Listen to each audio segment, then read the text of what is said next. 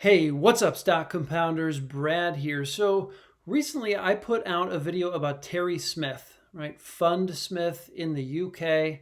I really resonate with the approach of Terry Smith to identify companies that have superior operating numbers, right? To find great businesses where you're paying up some for the business, but you know that over the long run, you don't know, but your hope is that over the long run, the business can continue to produce great return on capital, right, over decades. That's sort of the thesis for Terry Smith and Fundsmith. So I also discovered that there's a fund within Fundsmith called Smithson. And it's a fund that really targets small and mid-cap investment opportunities. Okay, if you look at Fundsmith, the biggest holdings are very large companies, right? You got Microsoft, you got PayPal, Facebook, a lot of very large companies. So I got excited when I found out about Smithson. Okay, Smithson, as you can see right here on my Twitter feed, stands for small and mid-cap investments that have superior operating numbers. Okay. And I found out every month Smithson puts out a fact sheet to kind of discuss any new purchases or outright sales of holdings within Smithson. So I was very excited to see if September held any gems. Okay. I think it was October 4th that the fact sheet came out for September. And of course, you can see it right here. There were no outright sales or purchases of holdings made in the month. All right. Talks about contributors and detractors, biggest contributors and detractors. I don't care so much about that. And down here you see top 10 holdings. And I looked back through past fact sheets, and I had to go all the way back to April of 2021 to find, a position that was being added to in Smithson. In March and April, Wingstop was being added to the portfolio. So again, no activity really for September, but I got a comment that kind of got me to go down a rabbit hole, okay? And the comment on this tweet was, what are the weightings in Smithson, right? And I thought, well, I don't know. I don't know how to figure that out because they're not disclosed in the Smithson fact sheets. But I got a smart reply from UK Invest Global. Okay, that's one of the fellows on Twitter that I interact with quite a bit. And he said, well, all you have to do is go into Fundsmith in Ticker or wherever else you guys look at what great investors own. Go into Fundsmith and figure out what are the small and mid-cap companies in Fundsmith, because Smithson is under the Fundsmith umbrella. So anything owned by Smithson is going to show up here in the overall Fundsmith portfolio. So I thought, well, that's a brilliant idea. So what I did was I had to figure out, well, how do I quickly tease out the small and mid-cap companies here? There are 59 overall holdings in Fundsmith. So what I decided to do was I want to look at percent of shares outstanding held. All right. If Smithson owns a very small company, this was my logic. If it's a very small company and there's any kind of stake from Smithson, they're going to hold, a reasonable chunk of the company. So if I sort by percent of shares outstanding held, I should be able to fairly quickly find the small and mid-cap companies within Smithson. So that's what I did. I copied like the first 15 here into this spreadsheet. As you can see here, the first 15 companies by percent ownership that Smithson owns. And I just looked up the market cap, okay, in Ticker, and I sorted by market cap. So you can see there's 6 companies here that fit into the mid-cap bucket in Smithson that are, I'd say, higher conviction holdings in Smithson. So what I just did right before this video is I got a little smarter, well, maybe not smarter, it was a different approach. So I just copied all of the holdings in Ticker for Fundsmith. And what I did is I just took the total market value, which is column C. Now this is usually as of the end of June, so it's a little outdated, but total value of the position divided by this percent of shares owned, okay, in order to estimate the market cap for the company. So that was a more direct approach to it. So you can see here, I'm just going to try to move this out of the way.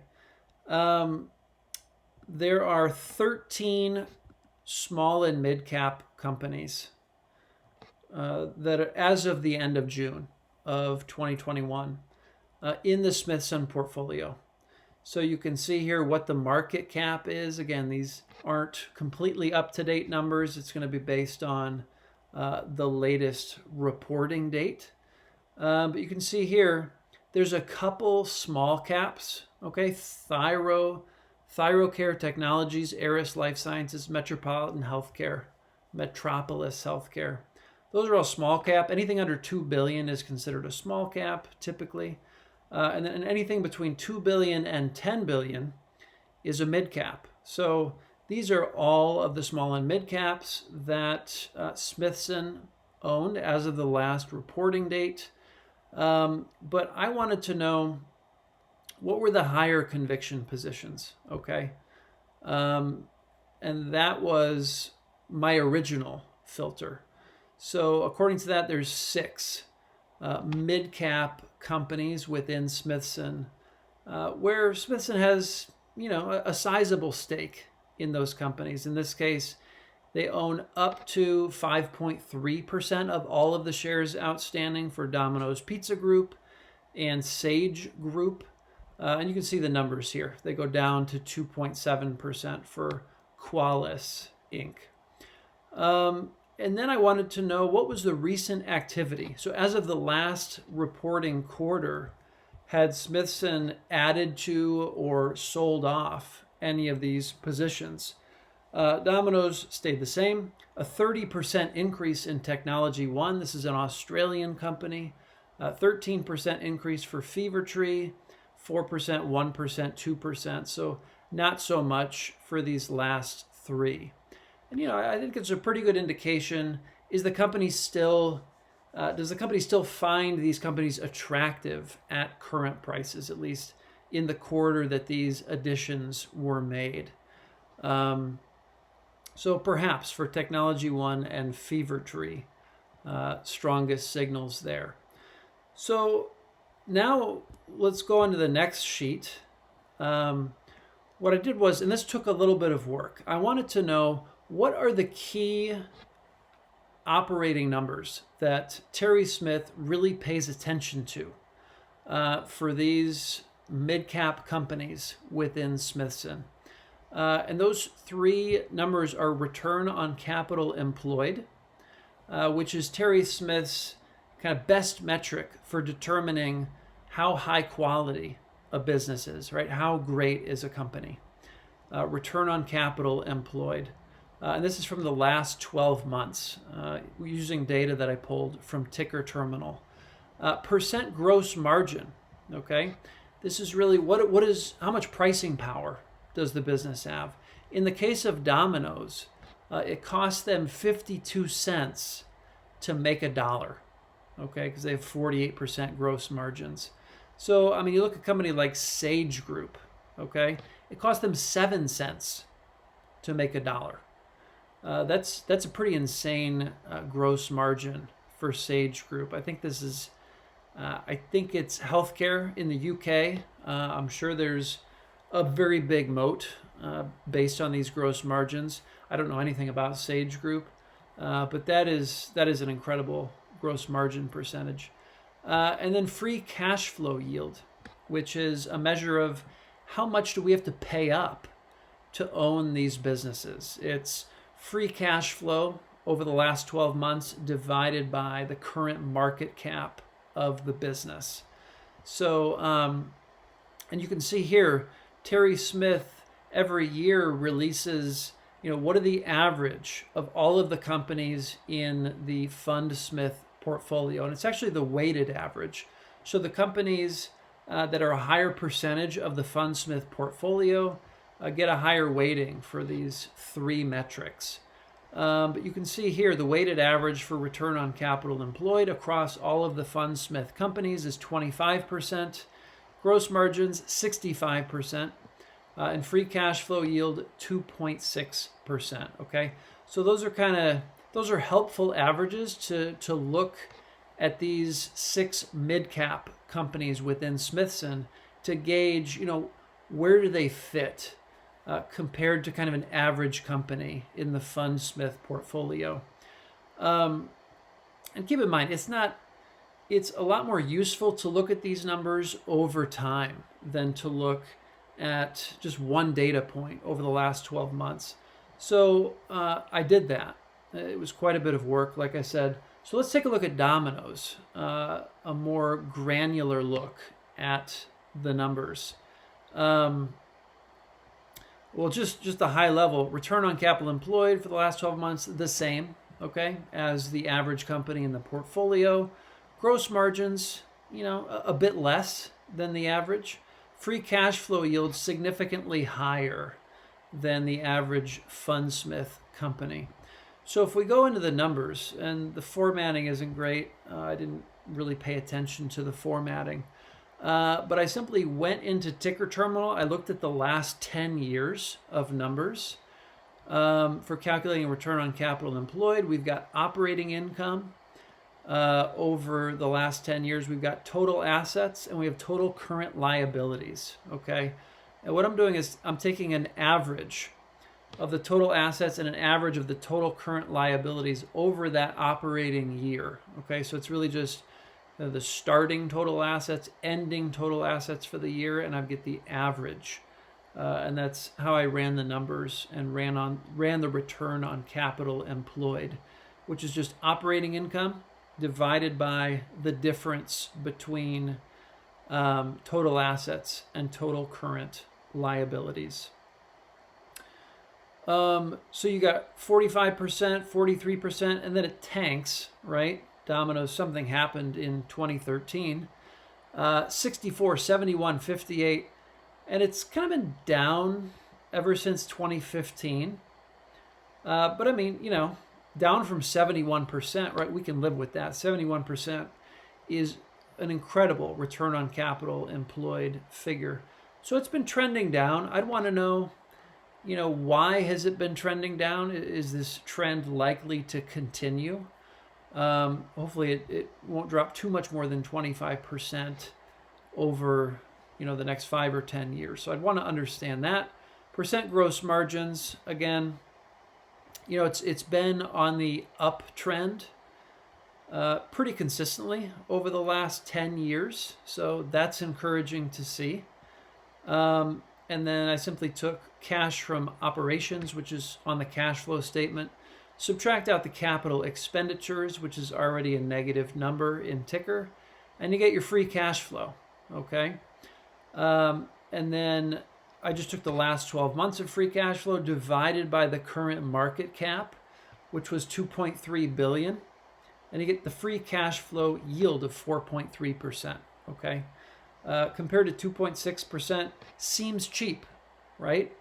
Especially for a business with, these numbers, these return on capital employed numbers, and, pretty good gross margins compared to the average company in the S&P 500. So that's sort of a deeper look at Domino's.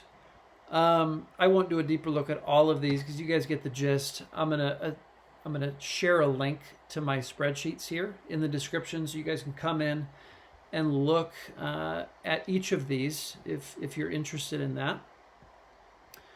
But from this initial scan of high conviction, small and mid cap holdings in Smithson, the companies that get my attention: Domino's Pizza Group. This is actually also owned by Chris Meyer. Okay. Chris Meyer doesn't have to disclose his holdings because he doesn't run over $100 million, but he talks a lot about what he owns on Twitter.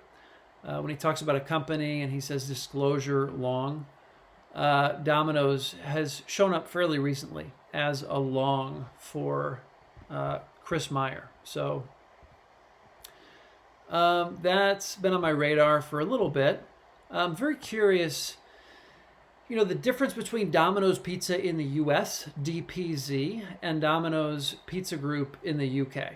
I'm very curious about, you know, the differences there. What makes one superior to the other? And, you know, obviously we don't have to choose one. If they both look great, you could just put an equal weighting into both if that suits you. But this has gotten me more curious to learn about Domino's Pizza Group, the UK version of Domino's. Technology one, it really caught my attention, okay? Return on capital employed numbers, incredible. I mean, let's just take a quick peek at that.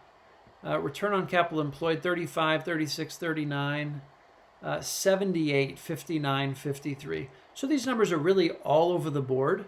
But there's only one year here, 19%. That's below kind of the average of the Fundsmith portfolio for return on capital employed. So very impressive ROCE. Gross margins, you can see they've been trending up, right? Kind of upper 30%, little dip in 2018, but you're at 52% now. Okay, that's very strong. And then free cash flow yield, right? 3.5%, significantly higher than the average Fundsmith company. So those two really caught my attention right off the bat. And, you know, definitely on the smaller end of the mid-cap range of 2 to 10 billion. Fever Tree Drinks, free cash flow yield very poor. Fever Tree Drinks has not done well recently, okay? They seem to have really taken a hit during the pandemic. I mean, you look at cash flow from operations here, cash from operations, trending up very nicely, right? Look at that growth from 2013 to 2018. And then took a big hit from 2019 into 2020. So, yeah, the numbers aren't super compelling, especially when you look at the free cash flow yield. You know, it may just be a temporary issue with Fever Tree, but, you know, I can be choosy. So I'm not planning on spending any time with Fever Tree. But let me know if you have with any of these companies. Let me know in the comments if you guys have done any digging on these and what you've found. But that's enough to keep me away from Fever Tree. And, you know, they're in the alcoholic beverages business. I think that's their core business. And that's not really an industry that I'm particularly interested in. So Sabre, I'm not sure how to pronounce that. Sabre got smashed, okay?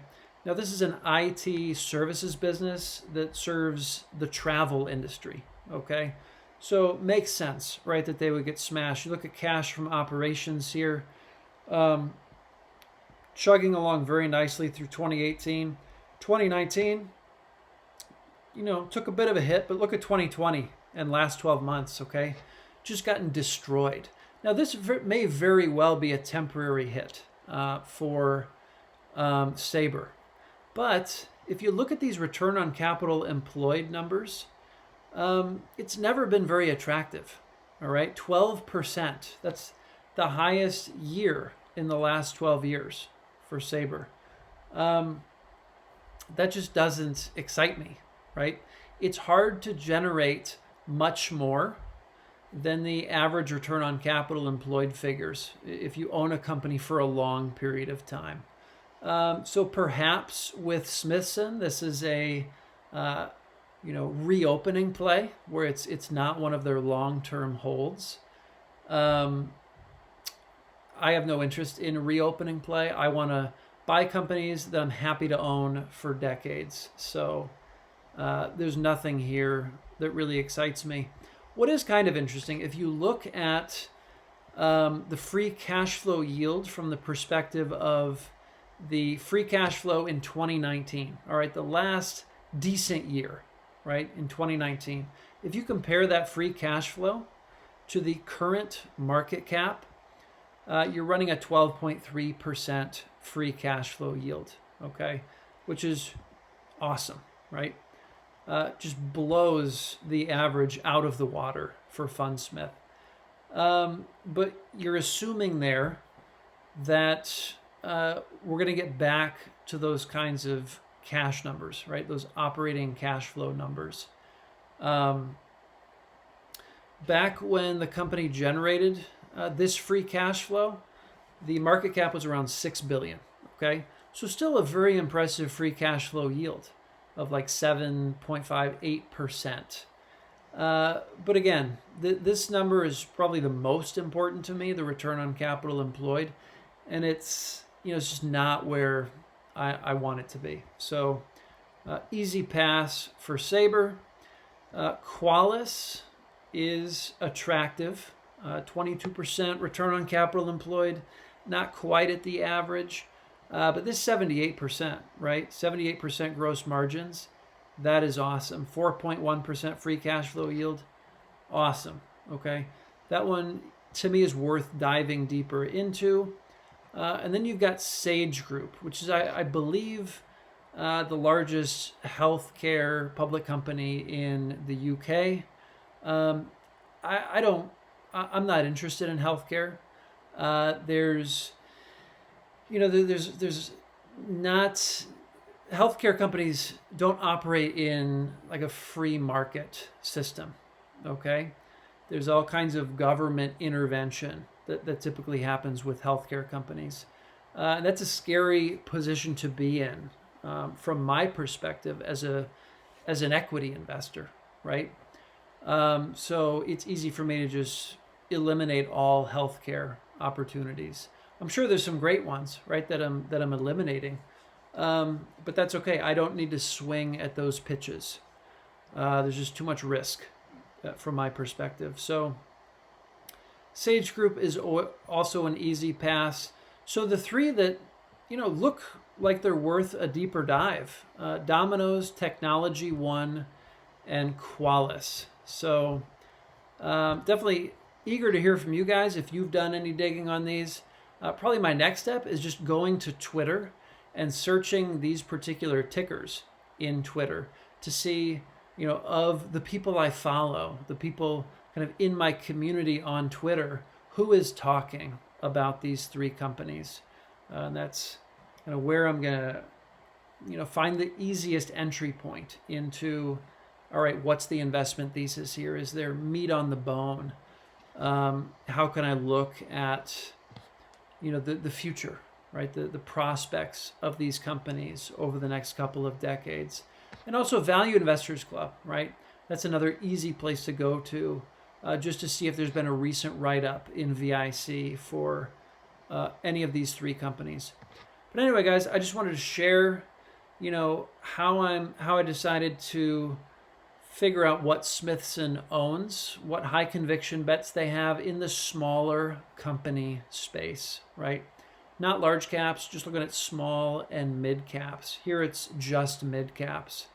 But again, if you want to look at only small caps, right, you can always come in here and take a peek at these top three, which very low conviction for Smithson. They only own 1% to 1.5% of the shares outstanding for these companies. I'd like to see closer, more in the 5 to 10% range in order to really want to go deeper.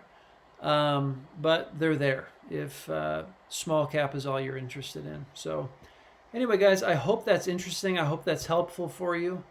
And be sure to give me a follow on Twitter if we're not already connected on Twitter. It's a fantastic platform for investors. I'm just finding a lot of like minds to bounce ideas off of over there on Twitter. So that's all I've got for today, guys. All right, I will see you all in the next video. Take care.